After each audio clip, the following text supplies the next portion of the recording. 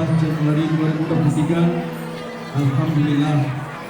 jemaah umrah Aceh telah bisa berangkat dari Banda Aceh menuju Arab Saudi dengan menggunakan layanan penerbangan umrah yang diselenggarakan oleh maskapai Lion Air dengan tujuan Bandara King Abdul Aziz Jeddah dan Bandara King Muhammad Abdul Aziz Madinah.